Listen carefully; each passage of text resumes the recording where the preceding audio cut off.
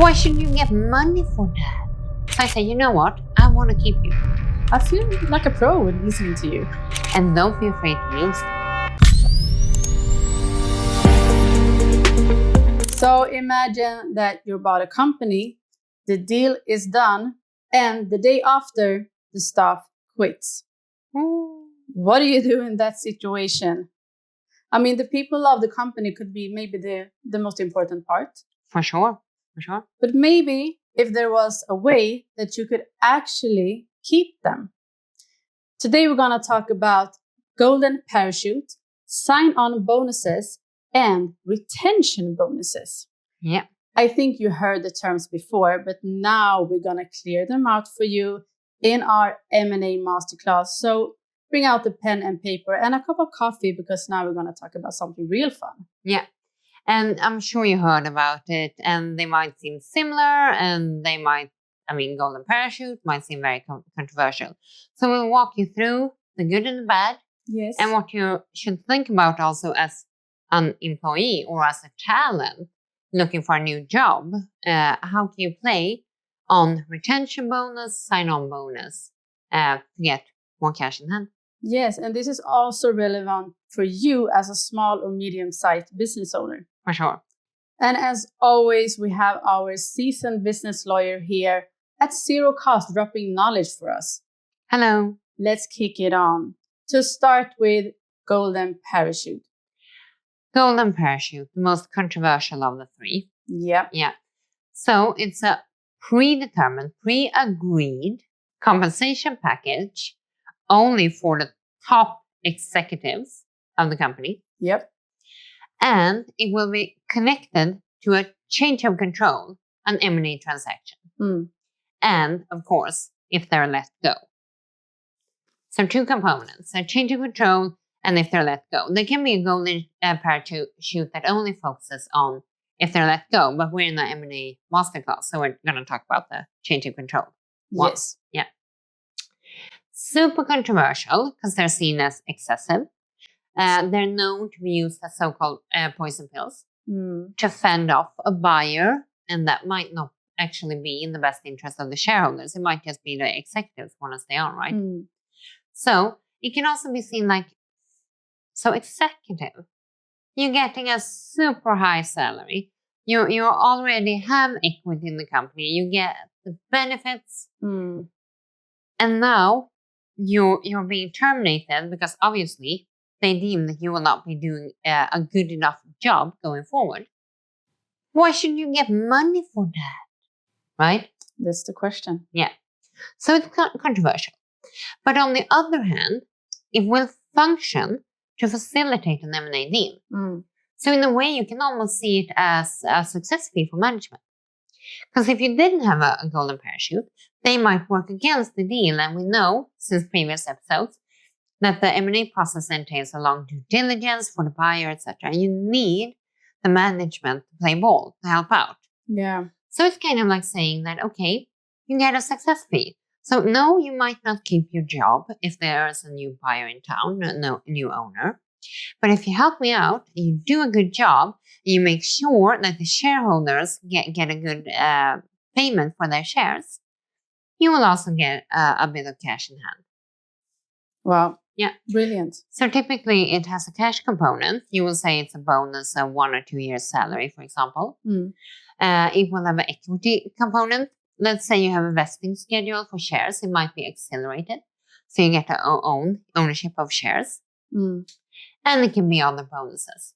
You might have a beautiful healthcare plan or something that you get to keep for 2 years. So that's it. Golden parachute. Golden parachute. Let's move on to sign-on bonuses then. What is that? So imagine you're the buyer. Yep. And you identify some people are already on their way out. And also there's a group, this is a carve-out. So the group has facilitated the company you're buying with some services like marketing. So you know that when you buy this company, it has no real marketing team. You need top talent fast, right? And you might have a hard time attracting top talent. You might be a private equity firm that has a bad reputation on town, right? Because you might be doing cost cuts and other nasty things, right? So you can have a sign-on bonus. So you can say, well, come and work for us. We'll play nice, and we'll give you 6 months worth of salary topping, and also increase your current salary with 25%. Wow. Wow. What a motivation. Yeah. And for you contemplating that new job, asking for a sign-on bonus might even be easier than asking for a salary increase. In particular, if you can motivate it by saying that, well, I have an incentive program, so I'm leaving money on the table if I go with you. The money on the table will be equal to a bonus of 5 months worth of salary if I stay on till December. But if you pay me that, I will go and work for you, right? Or it can be, okay, I will work for you, but I will have to move, and that will cost me X, Y, and Z. So if you cover my moving costs, I want to sign on bonus for that, then I will come work for you. Really? So it can be a good way for you as a buyer to actually reduce the overall cost, because it might cost you more not to have the team you need on board from day one, right?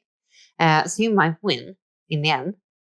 And it can be good for you as a top talent to kind of buffer up and get much more than you thought you could. Really good. Yeah. And then we have retention bonus as well, the third one. Yeah. So you're coming in as a buyer and you see a flight risk. You see that top talent might not want to stick around, and they might freak because they might think that, okay, you're a buyer in the same industry. You have your own marketing team. You have your own sales team. I think I'll lose my job. I might as well go look for a new job ASAP. But you as the buyer, you're thinking, but she's a top talent. I want to keep her. Yep. How do I communicate that believably? So I say, you know what? I want to keep you. And if you stay, I know it's going to be tough. It's going to be a transition period, always when there's no new owner in town, integration, etc. But I will give you a retention bonus. So it should be staggered, really, the best ones. So if you stay around for 6 months, I'll pay you 10K. If you stay around for 12 months, I'll pay you another 5K. Right? Great. Yeah. Amazing. So, and the risk, of course, with the retention bonus is that it will not award performance. It might award me for hanging around. So I might sit on my ass for 12 months, and the day after, and there are so many stories in M&A about people really? knocking on the boss's door the day after they've earned, and there's no more clawback, and they earn their retention bonus, and say, thank you so much. I went home at 3 o'clock every day. I didn't pay much attention, and now I'm out. The audacity. Yeah. Wow. So be careful, because it can be hard to kind of pinpoint. And both with retention bonus and sign-on bonus, if you can, try to tie them not only time, but also to some kind of performance. So they actually award me not just for sticking around, but actually for doing that good job that you expected out of me. That was why you wanted to keep me, right? Yeah, really good tips. Pro tip. Okay, so then we have the golden parachute, the sign-on bonus, and the retention bonus. Yeah. And if we're going to compare these three. Yeah, let's do a quick and dirty. Yes. Mechanism. The golden parachute used by the seller. Trigger event, change of control, and termination. Key benefit, it will help smooth transaction execution. The risk factor, public backlash, and tax consequences. The retention bonus, used by the buyer. Trigger event, continued employment post-closing. Key benefit, business continuity. The risk factor, moral imbalance, ineffective targeting compared to those who do not get the retention bonus. And then we have the sign-on bonus, used by the buyer. Hiring post-closing. It's a key benefit for talent acquisition. And the risk factor is that it's high cost, short-term focus, and that it can create jealousy with other employees. Now you know about these three. Golden parachute, sign-on bonus, and retention bonus. I mean, I heard them many times, But you explained it so well. I mean, now I feel like a pro listening to you. And don't be afraid to use them. In particular, if you're an employee, ask. Typically, if you're that far along in the process, that you're talking about actually salaries and terms, they might even like you more if you have the audacity to ask. We love that. Yeah. Just ask the question. Do it. Negotiate. We believe in you. Yes, definitely. But they might retract the offer, so this is not legal advice. It's not. This is opinion. Yes. But in general, this is not legal advice. It's knowledge sharing. Yeah. Thank you so much for explaining this to us. Thank I mean, we're so happy to be here and so happy to share this with you guys. Be the smartest one. Learn. Keep educating yourself about this. And let us know if you land a good retention bonus or if you've seen others get it and it's not actually turning out as they wanted. Yeah, please share. We'd love to hear that. Yeah. Thank you so much for today and thank you for being part of this episode. Until next time. Hej då.